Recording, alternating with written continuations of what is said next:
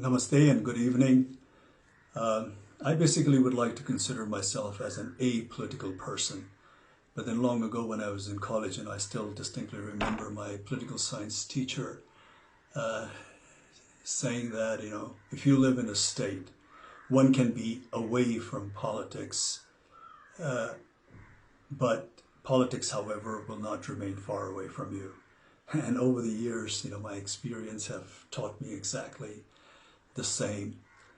But the present issue that has engulfed Nepal, I somehow say that it is even beyond politics. The border dispute between Nepal and India. On an optimistic note, I would prefer to call it as a misunderstanding on our neighbor's part. It's not even dispute. It's beyond politics because it has affected all of us. It has struck the raw emotional chord of every Nepali like myself, irrespective of our backgrounds, of our ethnicity, political affiliation, or religious belief for that matter. And after this incident,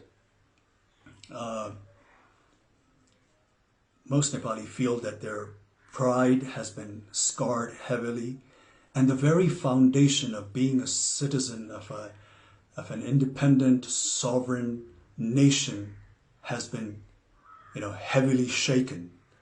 And this, of course, as we can see from the development of the current situation, is absolutely unbearable and simply unacceptable. Because, you see, this is a nation shaped by the distinguished gallantry exhibited by our forefathers, with the support of Nepali people of all backgrounds, all ethnicity. And I do not say that, in our history and in the past that we haven't displayed any weaknesses or compromises, but whatever sacrifices we have made in the past has been for one and only one reason, and that is to preserve and retain our independence and sovereignty. Therefore, the present landmass that we call Nepal has not been shaped without paying a price. Therefore, the territory of Nepal is something that the population of this nation, under no circumstances, are willing to compromise. And it's not a big deal, because I'm sure India India not only understands this very clearly, but also highly identifies with this emotion, because India itself has gone through an arduous struggle against the heavy-handedness of its colonial powers. But we do not want to dwell on unnecessary braggadocio. Like we said, we in the past, in history, we've had our weaknesses. We had, our share of shortcomings. There was a phase of ignorance. There was a phase of, absent of political will amongst the political parties of the day, or the display of apathy by our political leaders of that time for some reasons.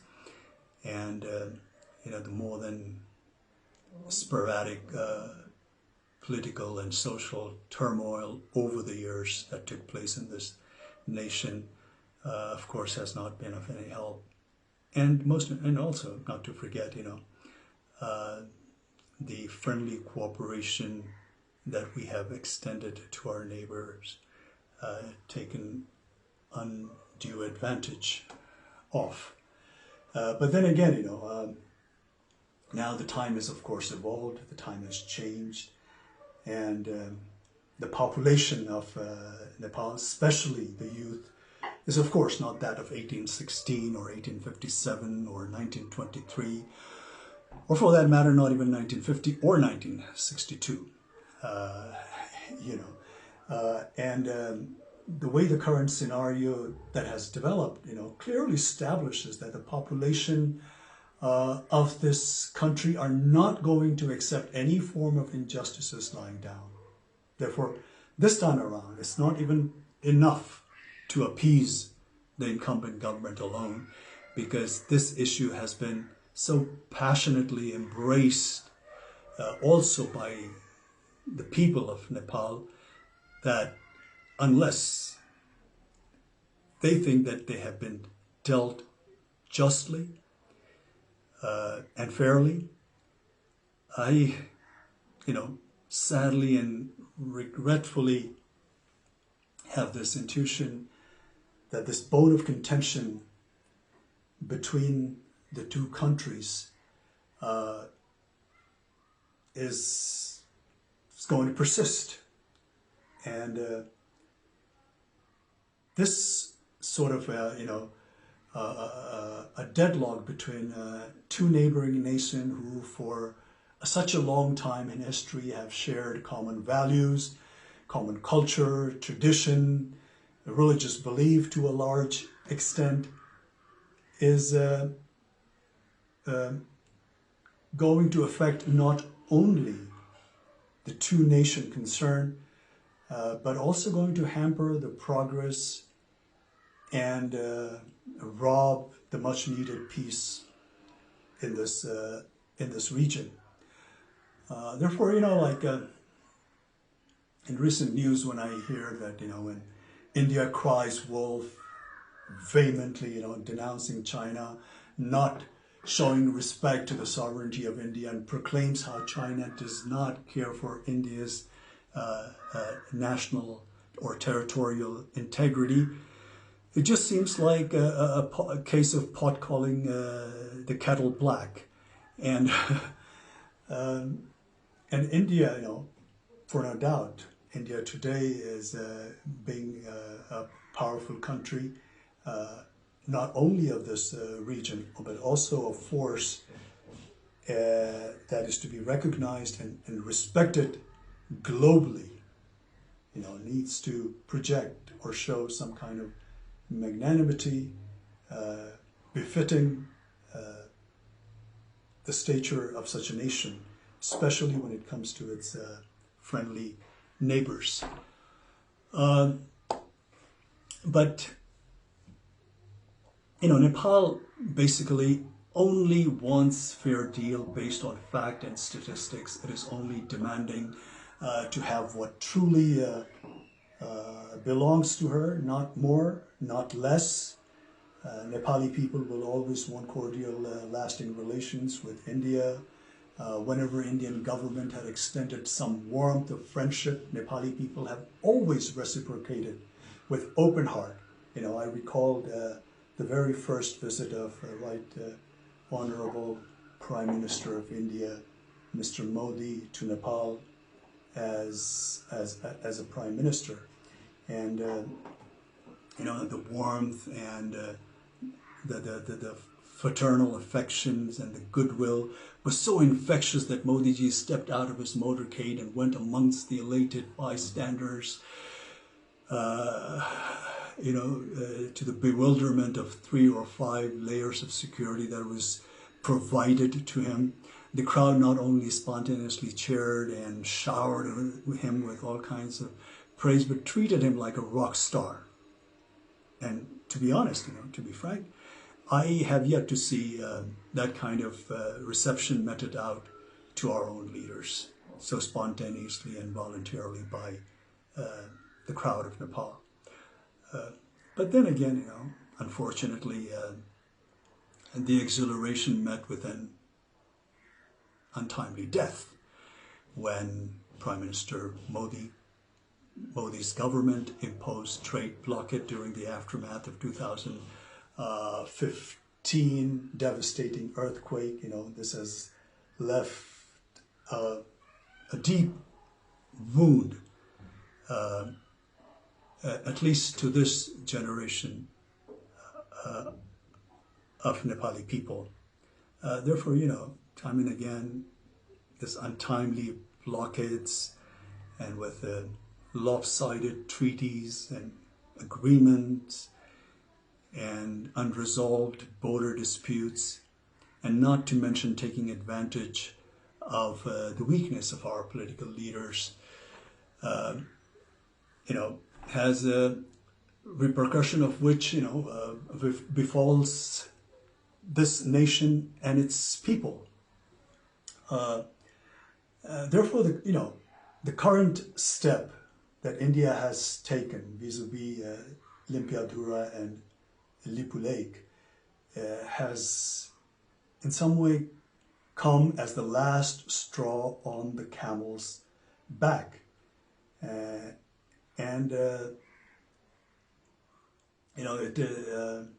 is not at all in the benefit of not only the two concerned nations, but also for the entire SAARC region, to say the least. It definitely not conducive for a nation like India that's marching ahead with global ambition, to have more than its share of neighbors that it has a hostile, relationship with. And the hostility looming in the air need not to persist, because anger and malice is going to take us nowhere.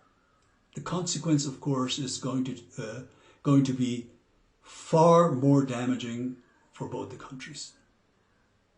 And at this time of global crisis, in a pandemic like this, where the whole world is suffering, India, being a powerful country in the region, needs to respond to the need of their less fortunate neighbors.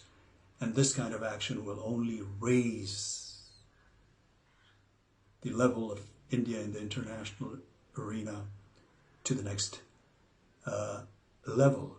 And as one Indian politician, a seasoned Indian politician, rightly foresees, India as a development power, and its rise is being linked to its ability to provide governance solution to the development needs to countries in Asia and Africa.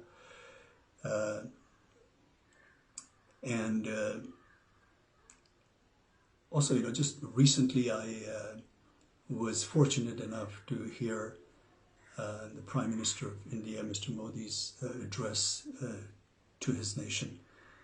I think it was on the occasion of Buddha Jayanti, and he said something like, I would like to roughly quote what he said. He said, we should always work with a sense of service only.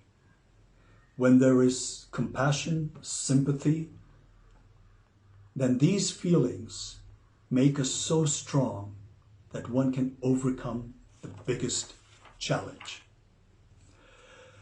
So we here in Nepal only wish that Mr. Modi would overcome this challenge, not just with compassion and sympathy. Of course, we need that, but with all fairness and a good dose of empathy. Because we here in Nepal take the border, like I said, misunderstanding on an optimistic note, on the Indian part, with great deal of regret, and ask to return what is justly belongs to Nepal. All the historical evidence clearly points out, proves that Limpiadhura and Lipu Lake region is in all fairness part of Nepal. Therefore, as a country, as a nation, as the people of this country, we are just humbly requesting our friendly neighbor to look into the facts of the history, the statistics, and deal this matter with all fairness and justice, amicably, through cordial diplomatic channels, because this kind of antagonistic atmosphere in this region is not not only not good for both the nations concerned, but for this entire region as well. I am sure, despite few ups and downs and challenging moments here and there, basically India and Nepal share a relationship that is probably unmatched anywhere else in the world. And this challenge that we're facing at the moment right now, India will deal very fairly and justly and come out with a solution that appeases the Nepali population and makes them feel that they have been dealt justly. Thank you.